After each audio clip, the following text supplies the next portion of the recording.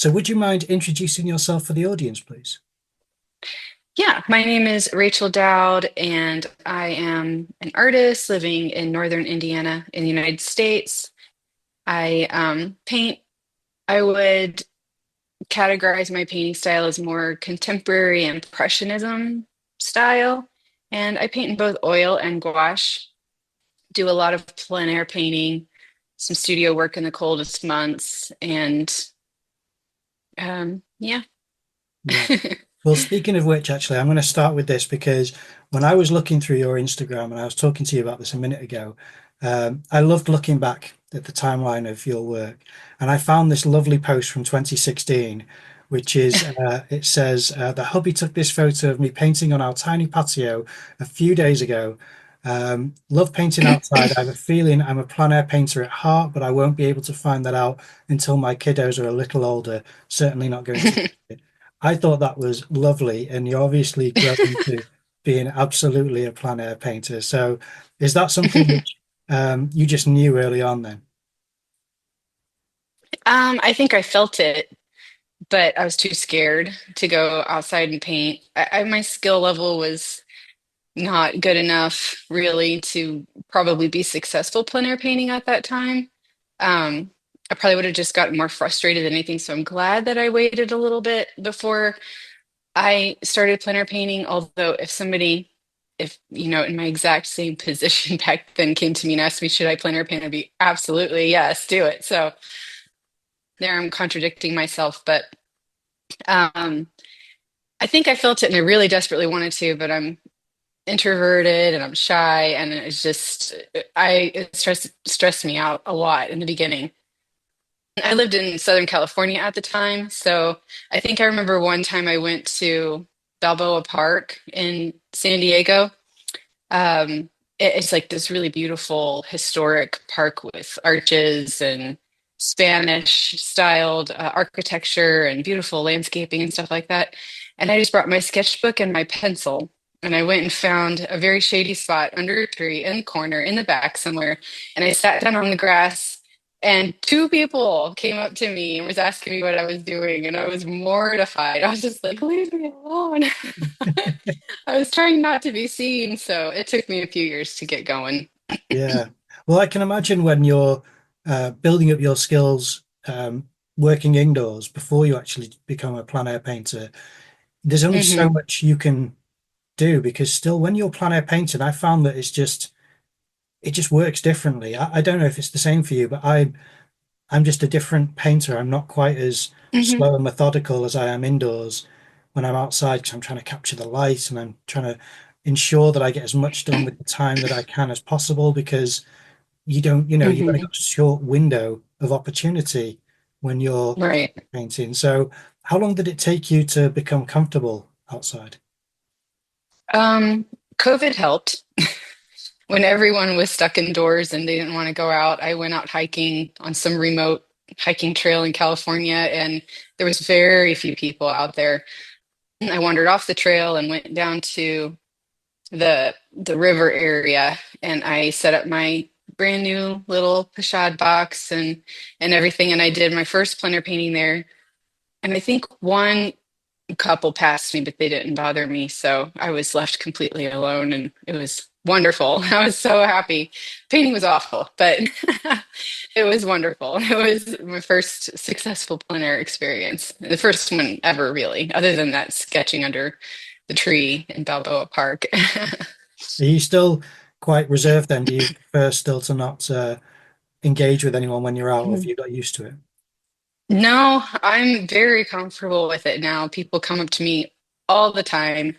I let kids paint on my paintings sometimes. I just because I can fix it. So, I'm not going to let them go nuts, but here's a spot of color. Why don't you put that right there? And they get a kick out of that. And their parents are taking pictures of them and running circles around the easel and they love it.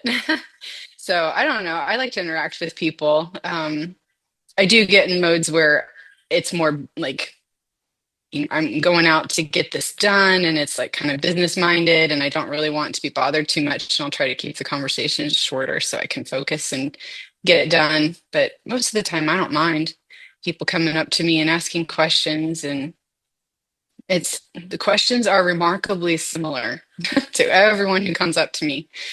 I can't paint a stick figure, or I can't draw a stick figure, is what everyone says. And my grandmother used to paint. And I always loved that guy on TV, which they're talking about Bob Ross. As soon as they say the guy on TV, I know they're talking about Bob Ross. And it's like, yeah, I remember him too. It's all the same. It's almost always the same conversations. It's really funny. It's really interesting. Yeah. The only point of reference I think the public has for artists is how little skill they have, any relative with any ability, and then the celebrity who they know on television as a painter, which Yeah, I right. suppose it's yeah, I mean we must all be like that with people with skilled professions that we just aren't familiar enough with. But it seems with Yeah. painters, it does seem like a consistent just three things that people always come out with. It's always those things. Yeah. So Yeah, it's very funny. There's more to a lot of conversations, but I don't know. I guess it's good that everyone brings those things up because it's I'm always prepared for an answer to the same questions or the same comments. yeah, yeah. Well, I'm wondering as well because I noticed the timeline of your art. It really just seemed to show how much you progressed really quickly over the pandemic. And was that the time when you just became more prolific? Because you do post a lot, and it's really impressive the frequency that you post images. Um, yeah, I think the pandemic, I think just opened up an opportunity for me to step out of my comfort zone without being inundated with a lot of people and a lot of the public seeing. So I was able to have a chance to work on my skills. And prior to that, I was always working in the studio. And I think like I was growing a lot and I was advancing in my skills a lot, but there's just something that was missing, something that I couldn't grasp. And I just knew I had to get outside and I had to start painting outside.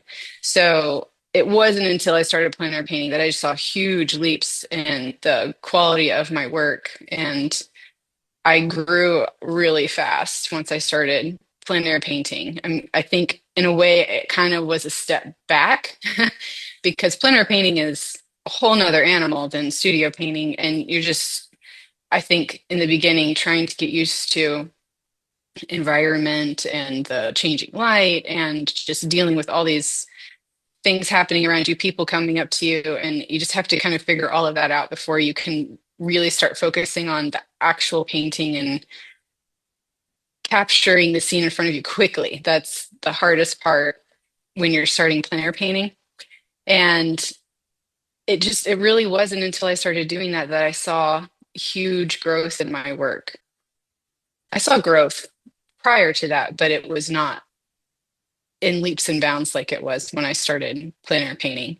And then I started taking workshops from professional artists and I learned a whole lot from that because I've never been to art school. I took some art classes in high school. That's about it. Um, so everything that they shared with me was brand new and I was just learning. It was a fire hose and I loved it. It was awesome. Taking all the information everybody could give me and I really tried and took everything that I learned and did as much as I possibly could to grasp these concepts. So was it your type of artwork that were in the workshops as well? Was it that type of impressionistic plein air approach, or was it different? My first workshop that I ever took was with an artist named her name is I forget how to pronounce her middle name. It's Dreama Tall Perry, I think is her name. And she is I don't think she's a plein air artist. She might be a little bit of a plein air artist, but it was a studio painting workshop. And she really taught me just the basics of oil painting and how to I mean just square one, start from scratch type painting. So she didn't teach plein air painting, but the next person I took a workshop from, who was it? I can't remember. I want to say it was Greg LaRock, who I took the next workshop from, and he was really good. And that was also a studio workshop, but he did plein air painting. So he insisted that our reference images we worked from were places that we had been personally and had seen it because that was important. I think, trying to think of what the first actual plein air workshop I took was with. Hmm, I can't remember. I remember Kathy Odom's workshop, but that was just a couple years ago. I don't know. I'm not sure that I really took a workshop specifically for plein air painting early on. I think I just dove right into plein air painting on my own. And the workshops I was taking were studio workshops, but the artists were plein air painters, but they weren't teaching to that effect. Does that make sense? It does, yeah, yeah. And because I found it interesting how in I think it's 2020, maybe 21, it could have even been 22, that you were using watercolor. And then I Mm. noticed in 23 it switched over to gouache instead of watercolor. I think I saw only gouache and then oil. Hmm. Actually.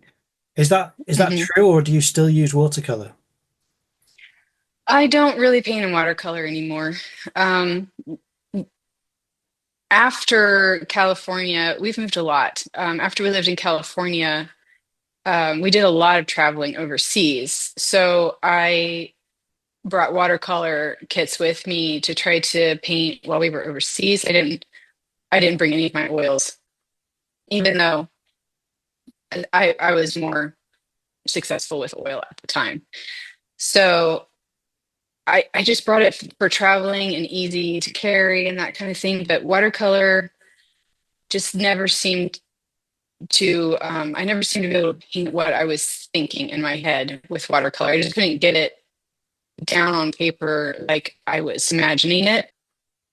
And I think it's because I like opaque color. I like the heavy color. And I didn't know about gouache at the time. When I started watercolor painting, I didn't know gouache was a thing. I probably would have laughed if you'd said the word gouache because it's such a weird word.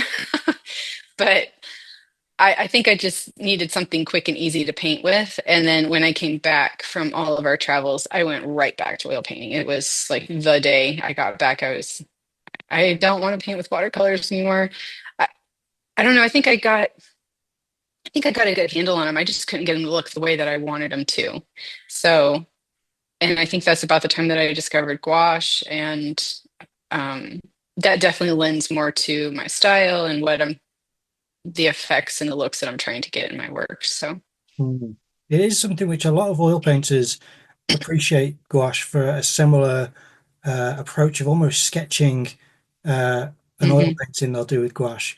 And my Hmm. understanding is that gouache is opaque watercolor. Um, Hmm. do you are you able to kind of, for anyone out there who's not familiar with gouache, what the kind of parameters of using it are? Because my older brother used it.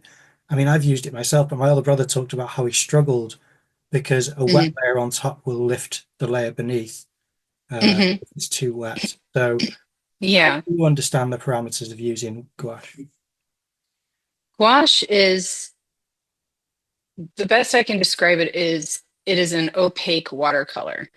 Um, but it's still different. I've done a lot of research on it and I can't really get a straight answer. I think that they are made very differently than watercolors, but in a general sense, they are basically opaque watercolors. When I paint with them, I try to use as little water as possible. I'm trying to use as much paint as I can and just enough water to get it to flow because gouache is kind of dry coming out of the tube. It's not dry, that's not a good word. It's thick and it's just going to be dry brush, if you don't add water. Um, so I just try to use as little water as possible just to get it to flow. And then I don't really have too much of a problem with layers. Um, what's the right word? Like infiltrating the top layers too much because I think I lay it on thick enough. If I do a thin layer on top of a thick layer, then yeah, it kind of bleeds through a little bit. And sometimes I want that effect. So it's I'm just kind of getting used to the little idiosyncrasies with gouache. It's got some funny quirks.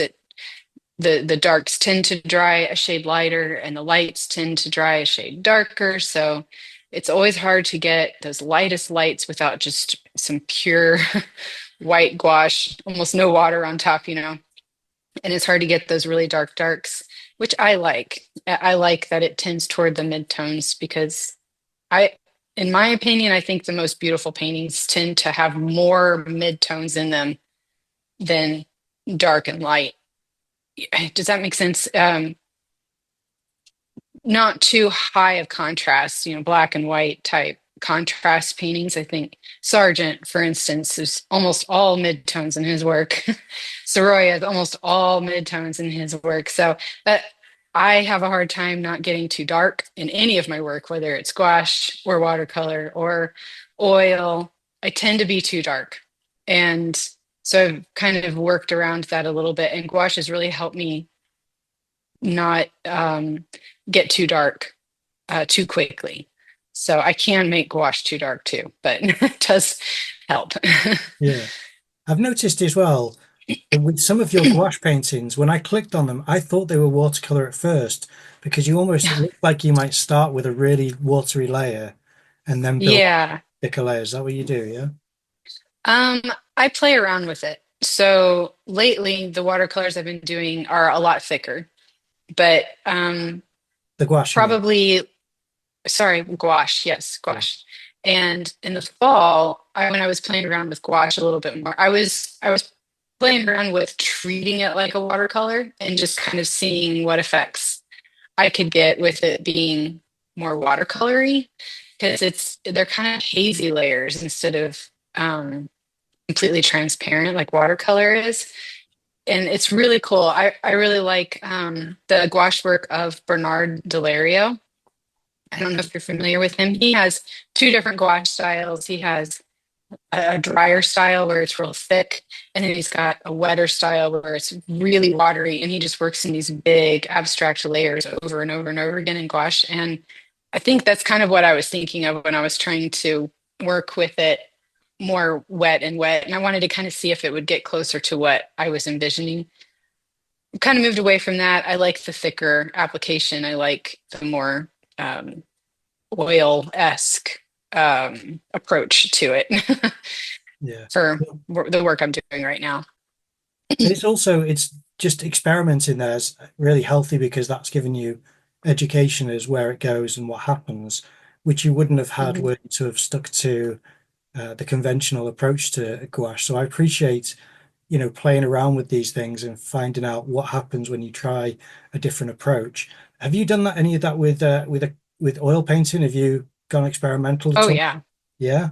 Oh yeah. Oh yeah. I've tried so many different approaches to oil. I've tried doing very watery or thinned layers on the first layer and letting them drip and then letting them dry and then painting over top of them and then not letting them dry and painting into them and trying to let some of it show. And I could go on and on. There's like so many different ways that I've tried painting with oil. And for a long time, I did kind of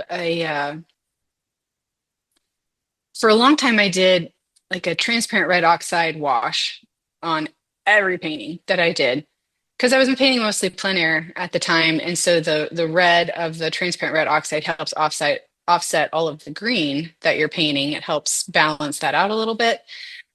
But then it started feeling a little bit redundant and it was just a lot of the same over and over again. I was like, okay, I got to change things up. So, and then I started doing different colors for my underpainting, just scrubby, loose washes, you know, pinks behind the trees and purples on the ground and ground planes and stuff like that. And that wasn't really me. That's not really what I want my work to look like. So I tried that. And now the way I'm working right now is I'm using mostly, let me see if I have one. It's a raw linen, a raw linen panel. So it's the color of just raw linen. It's got a clear gesso on it, so it takes the paint really well. But I don't tone my panels anymore, and I love that color peeking through here and there because I generally work in one layer. across the whole panel.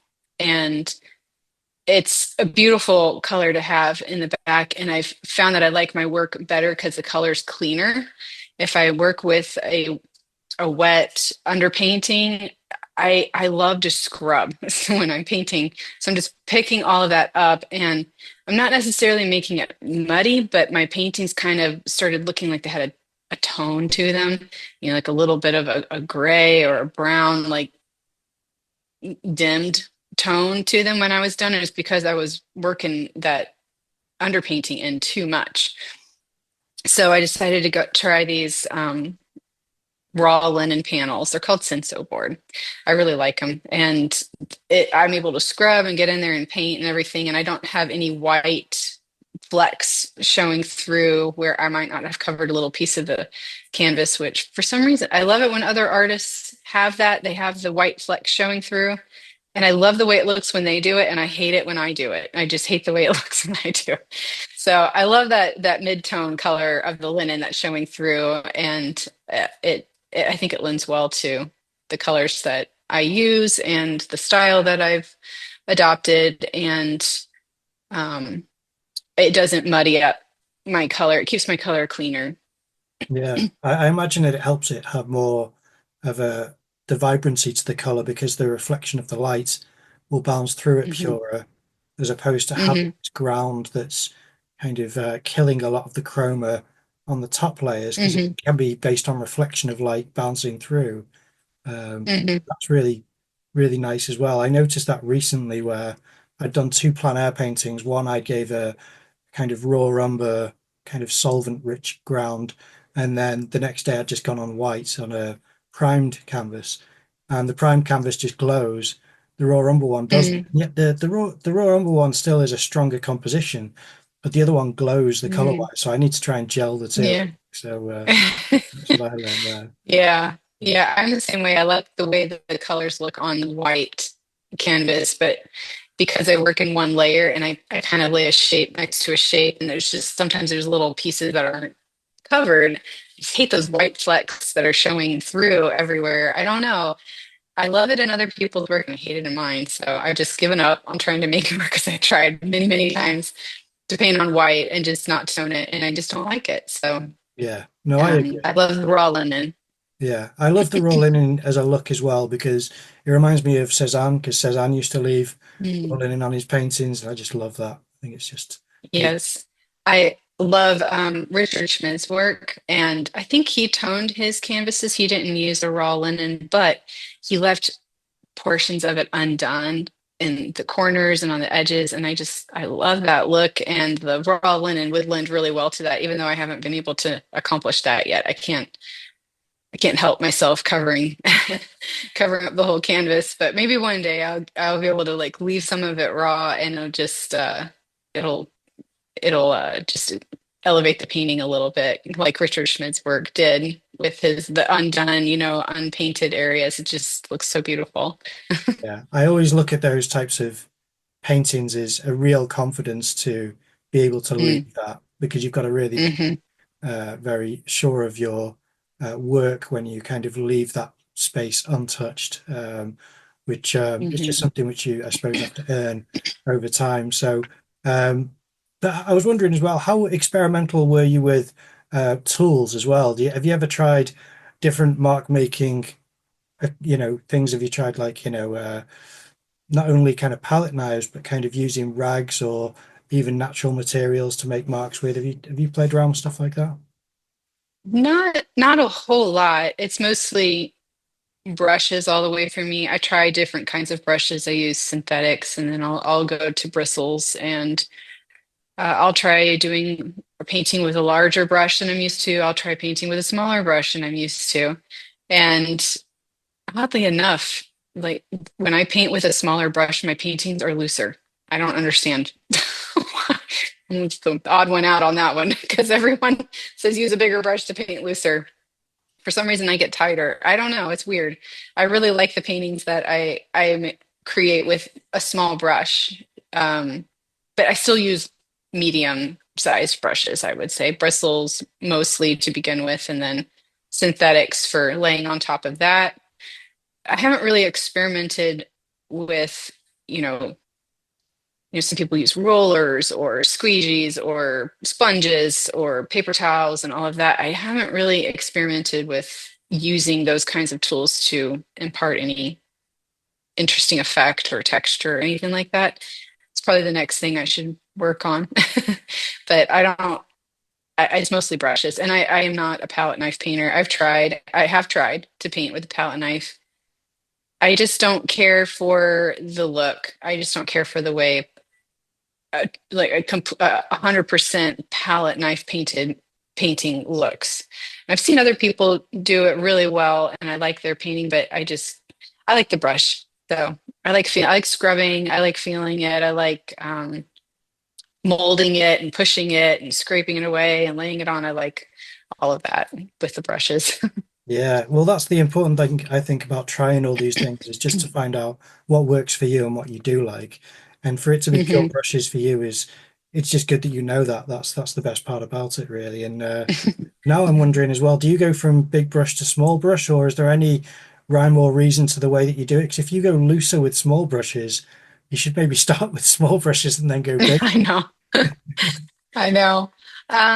It depends on the subject. If I'm painting something generally more naturally shaped, like florals or a landscape is just trees and bushes and paths and stuff like that, I will go ahead and start with a larger brush and just start blocking in big shapes and trying to get that established first and foremost. If I'm painting something a little more intricate, like a still life or architecture, a house or barn or something like that, I will take my small brush and loosely sketch it out before I even start.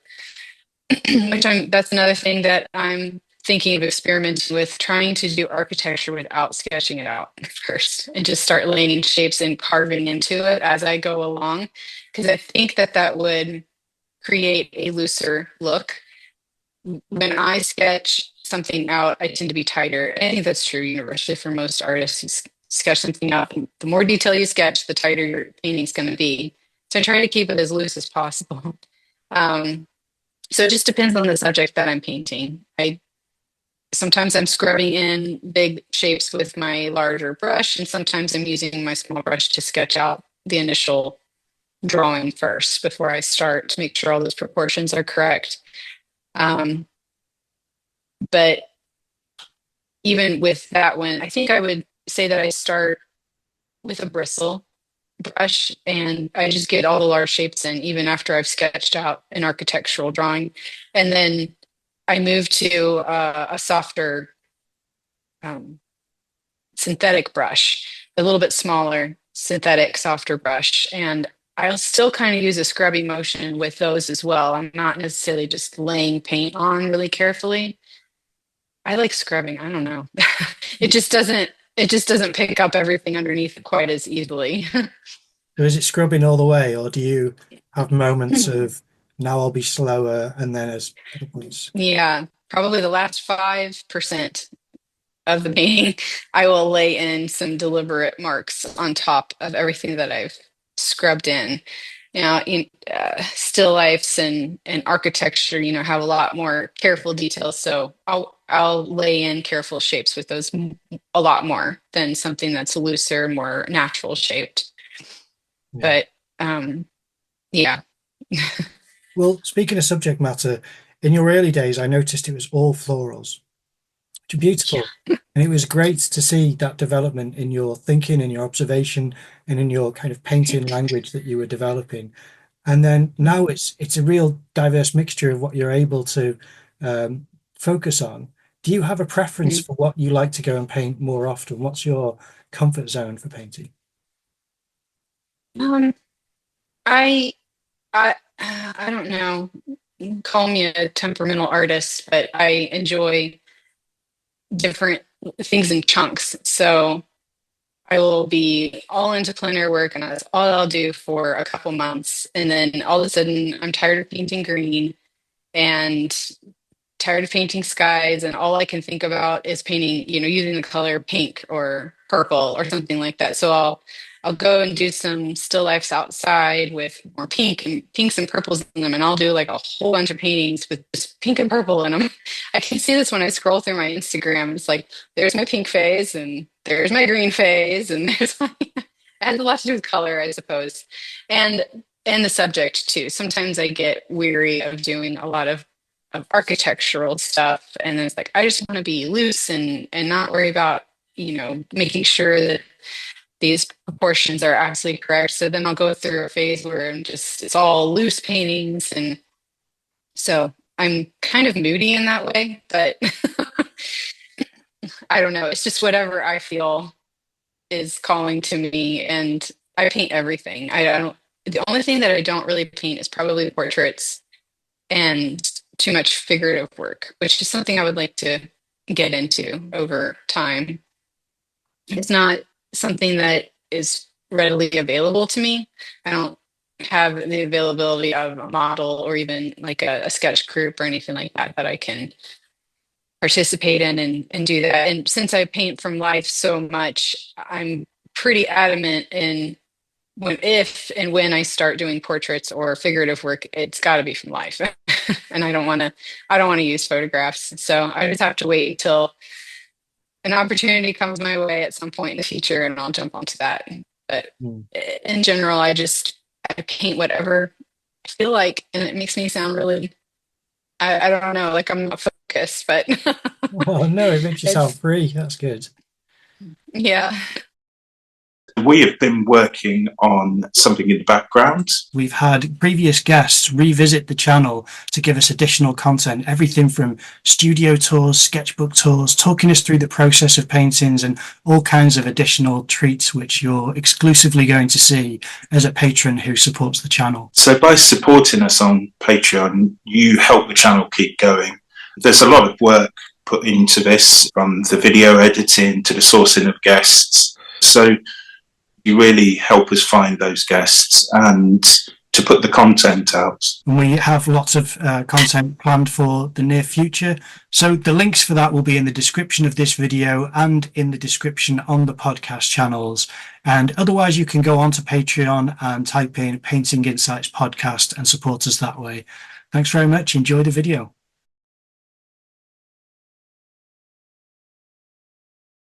When you do paint figures, it's beautiful. Like the painting behind you, just over your shoulder, is lovely with the fisherman there. I love Oh, that. yeah.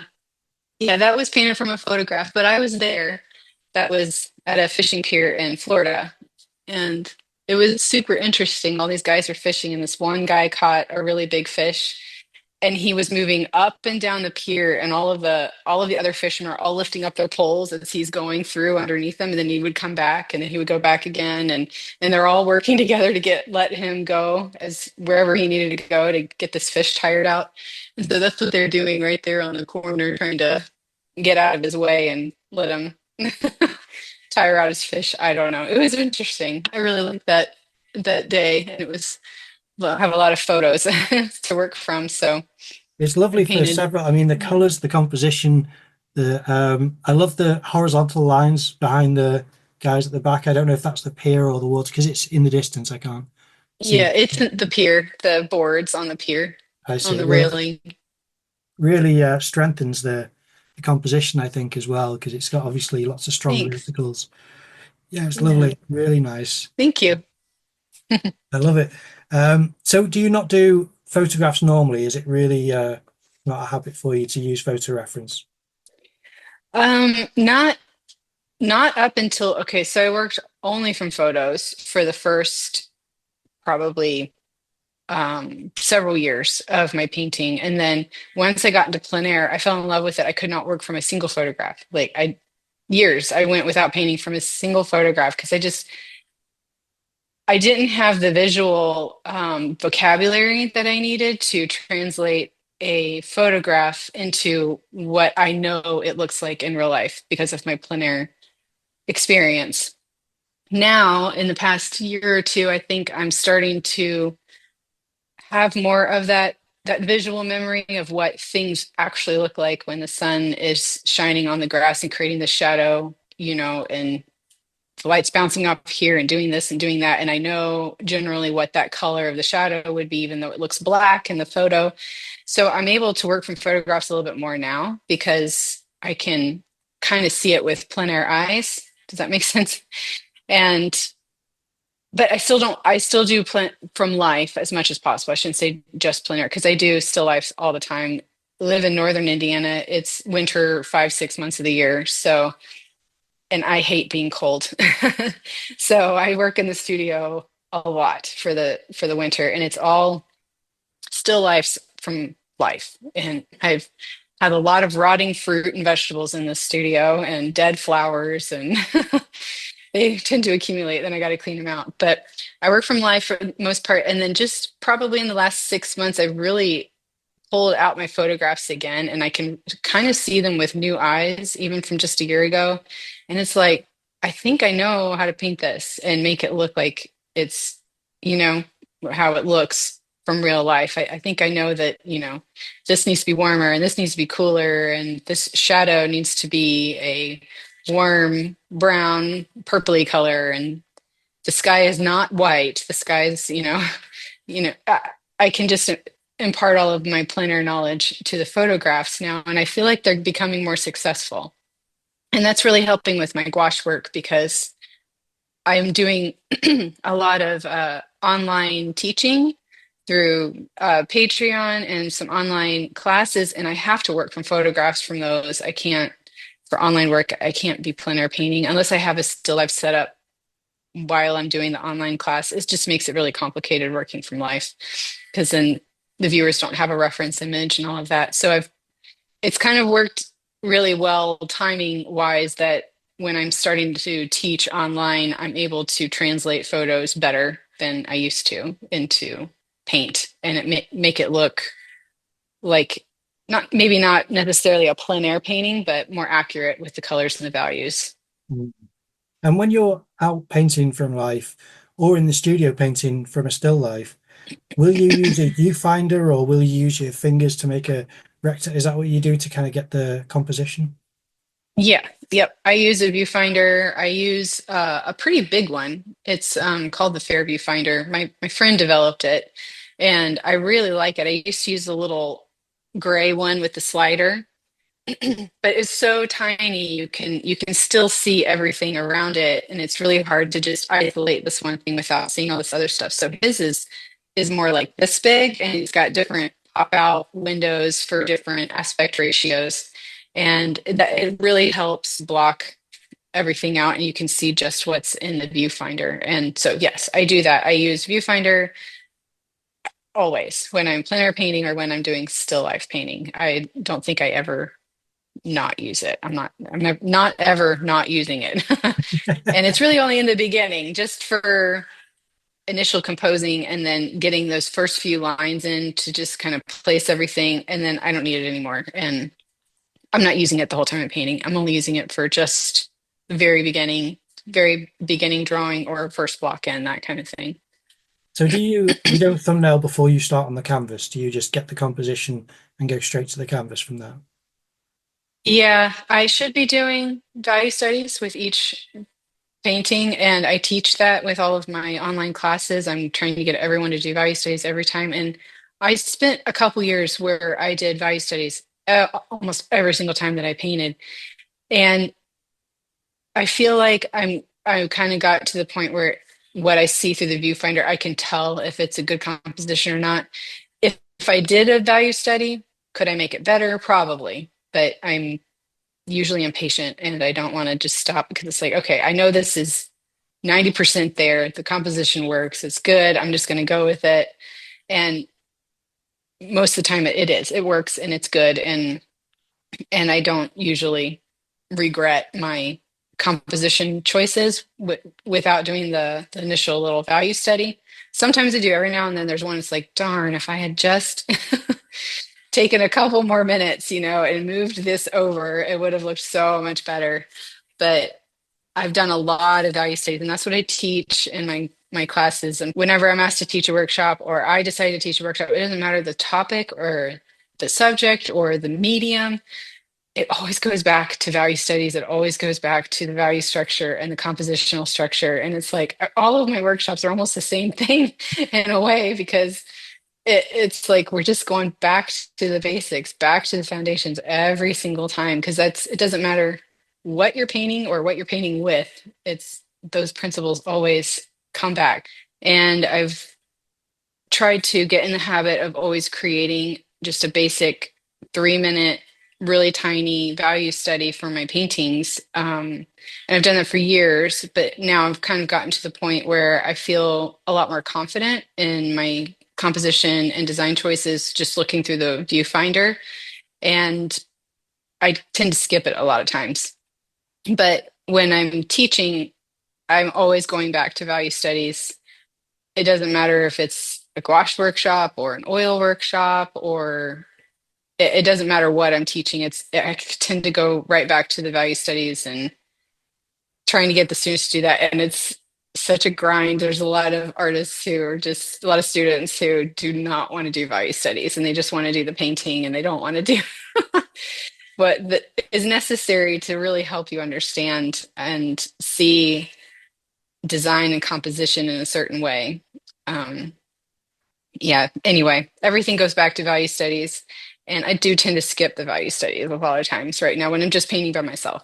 But I will, if I have a whole afternoon with no interruptions, I'll set up a still life and sit down and actually work out a value study before I start painting, just to keep myself in that practice. But yeah, they're very important, but I do tend to skip them more now. Yeah. I mean, I went out with my mum recently plein air painting, and I got her to bring out a brown sketchbook with a charcoal pencil and a white charcoal pencil just to get light, dark, mid-tone as a thumbnail. Yeah. And she really didn't want to do it. And I kept saying to her, the reason why is that every time you do a thumbnail, you're saying out loud that you've put things in the wrong place. And the merit of that is that it's not on the canvas that you have to then move around. It's in the thumbnail. So you can then figure out where the right place is in the thumbnail. And then once you're on the canvas, it should all be sitting in the right place generally, where you can develop the more nuanced aspects of the scene. But I suppose, like you said, some people just don't want to do it, and it's really not. It doesn't seem to have much value to some people, even though I'm a real big advocate for that. It just helps compositionally, and it helps you kind of know the scene by the time you go to the canvas. You've done it once, you observe certain things, and then you can transcribe it a little bit more detailed and bright and all that type of thing with the paints. But yeah, so I'm a big advocate of that as well, even though I never used to do it either. I used to skip it because it's the fun part of painting, isn't it? So Yeah. I get it. Yeah. Yeah. Now there's one post on your Instagram, and I'm pretty sure it won't be, but I thought it was digital.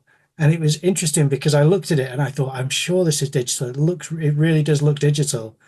But I couldn't tell. And then talking to you, I just thought, there's no way you've done one digital. I have posted a couple digital paintings on my Instagram. So it depends on which one you're looking at. It might be digital. It was or like on Art Rage app or something like that. Well, this is on Instagram. This is a dull and rainy day, or dark and rainy day here. Yeah. That looked digital. Is that Yeah, it is. Okay. Yeah. I thought so. I was on the iPad. Yeah, sorry. Yeah.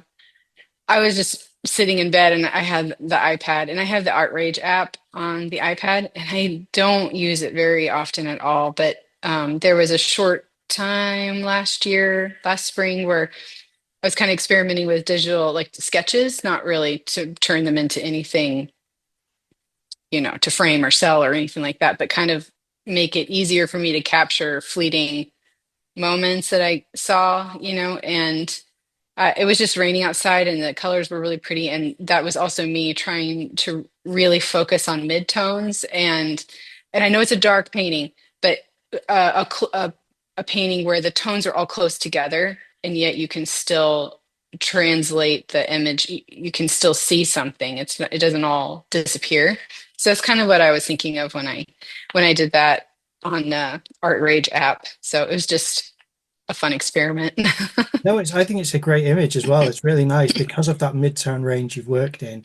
And it looks like a painting. It's only because I know digital painting from experience Mhm. myself that I recognized part of it. And I thought the brushstrokes look almost exactly the same width on the top and in the middle. And I thought it's so rare that that happens in a painting, that the whole Hmm. width of a brush is used, whereas with Yeah. digital, it's hard to avoid because even if you cut in, you're cutting in with the same width of a brush. So it's really tricky to Hmm. do with a paintbrush digitally.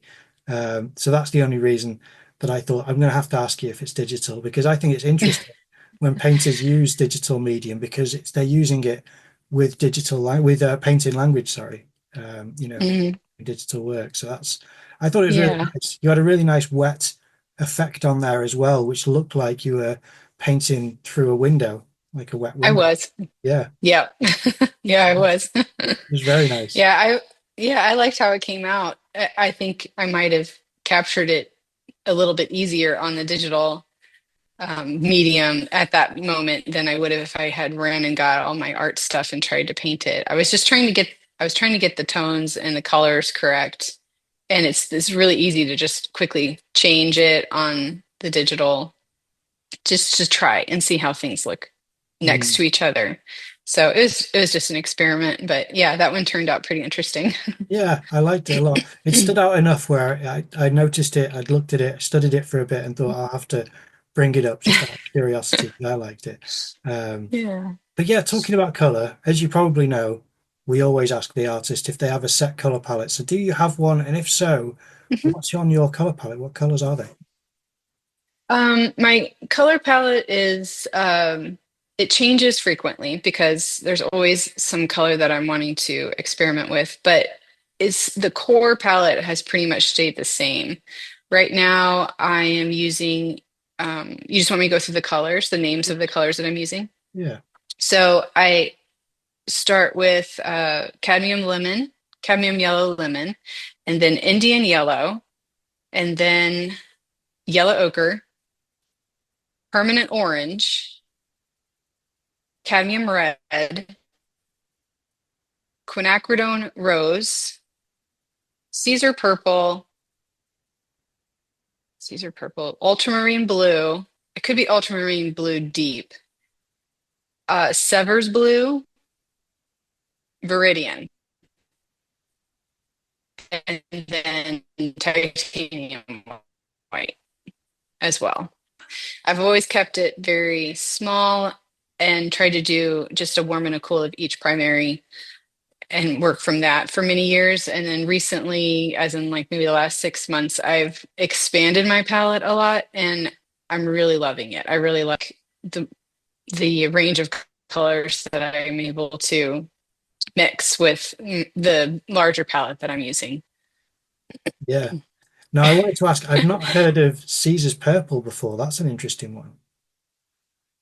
Yeah, Caesar purple. It's from trying to remember. Is it Williamsburg? I can go grab it if you Oh, want me please. to. Yeah, yeah.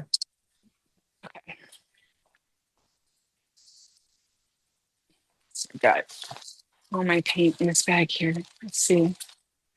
Oh, it's Schminky. Oh, Is that okay. how you pronounce that? Yeah. Musini brand. I don't know if you can see that. Yeah. It's Caesar purple. It's an expensive color, but it's a warm, kind of plummy purple color. And I don't use purple a whole lot, but this color is just beautiful on my landscapes in the shadows of the trees and the bushes and everything. I really like this color. It's really pretty, and it mixes up some beautiful colors. I can get another thing. Hmm. Yeah. Oh, here it is.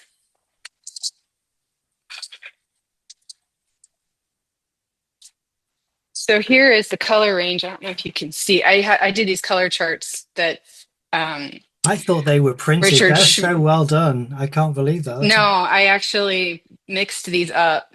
So That's this is the color range of Caesar purple with mixed in wow. with my entire palette. And it's just the colors are just so beautiful. And I after mixing up all of my colors, I just can't get these colors.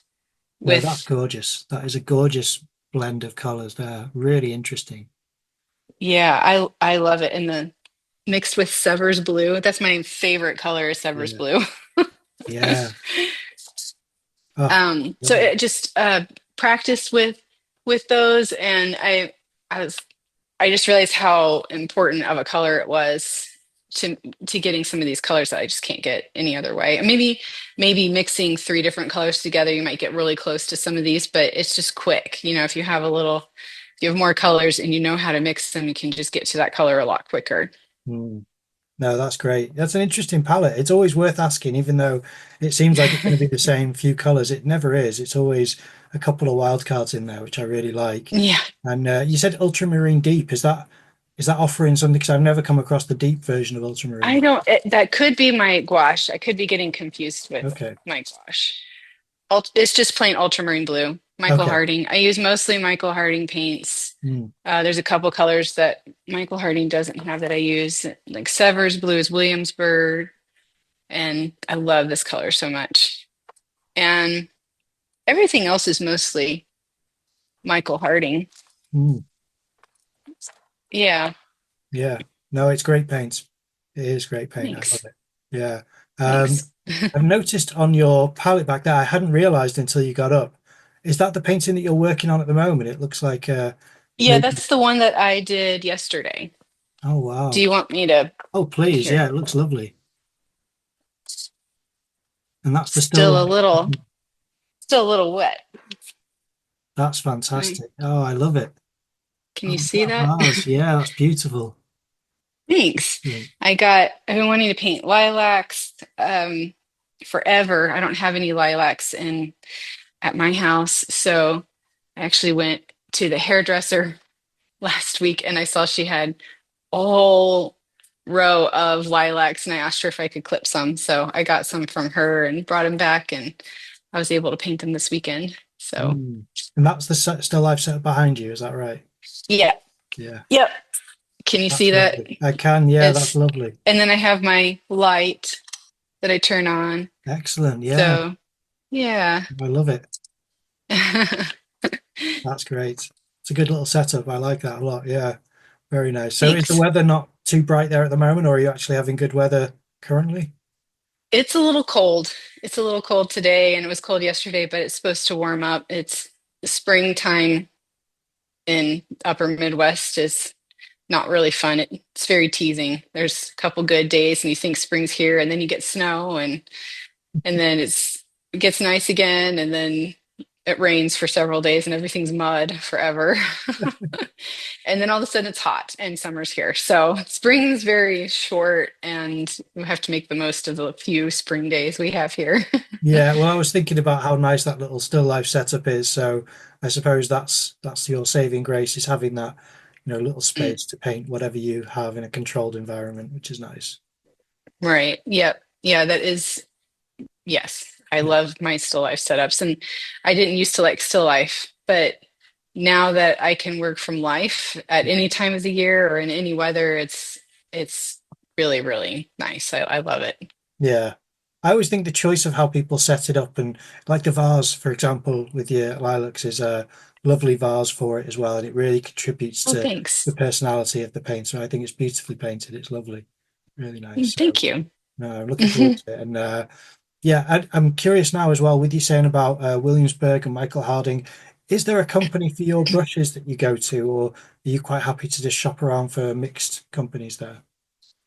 I've always used Rosemary and Company for many years. I was recently given a set of silver brushes from the company for me to try out, and I'm going to the plein air convention, and I'm going to be on faculty there. I'm going to be one of the field painters in just 3 weeks from now.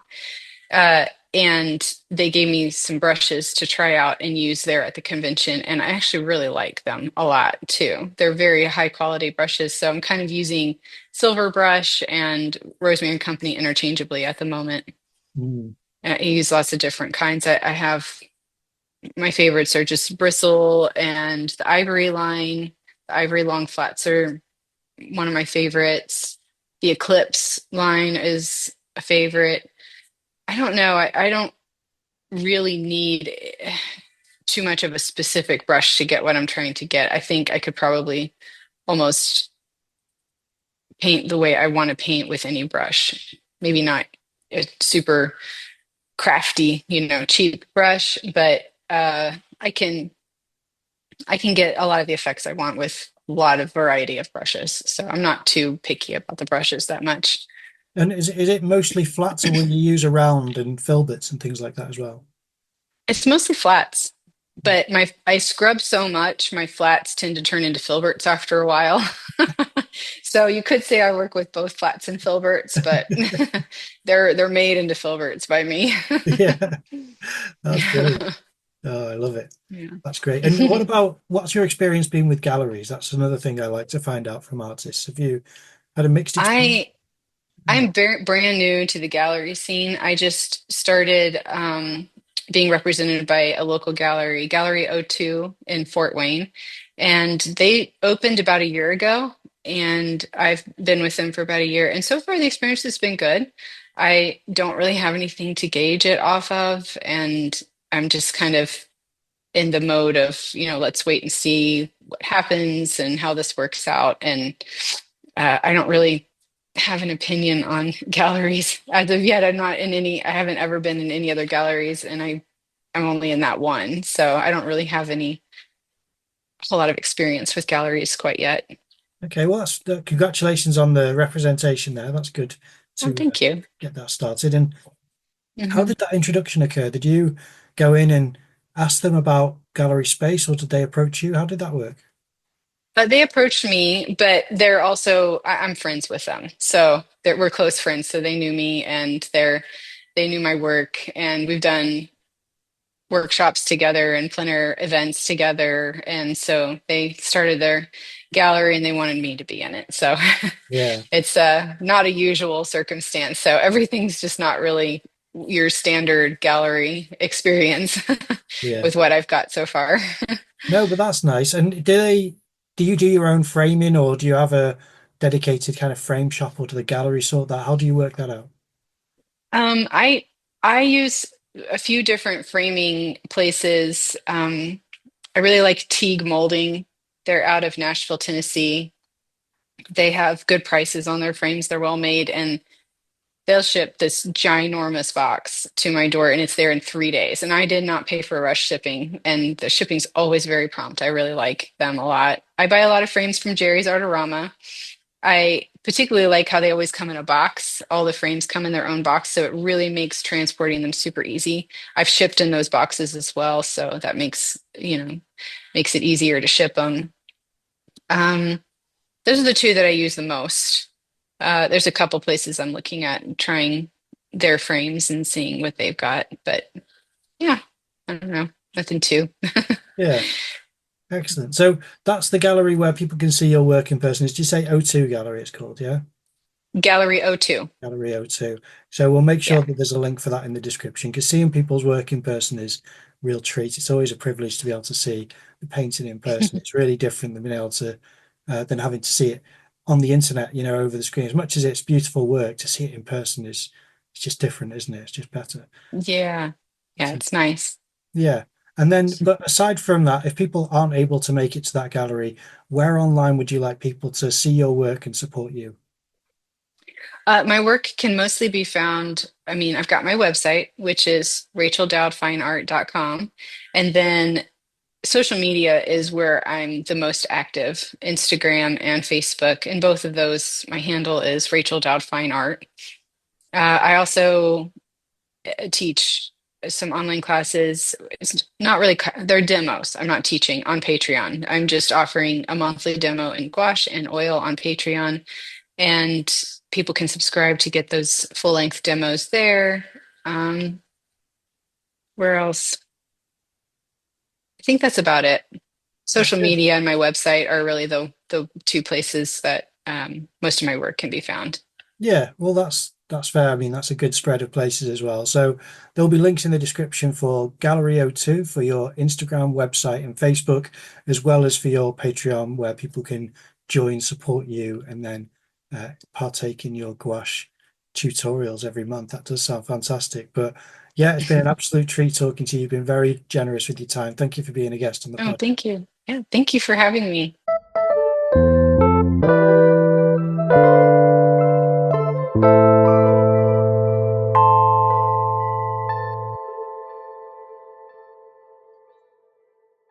Well, we hope you enjoyed that episode. If you can support the podcast by leaving a like or a comment down below, that would really be great. But what we'd really like is if you're able to leave a review on the podcast channels, wherever you listen to it or download it, because that helps us get spread around the internet so that more people have access to us and able to see what we're making. Also, follow us on Instagram, and we'd really appreciate it if you like and engage with our posts.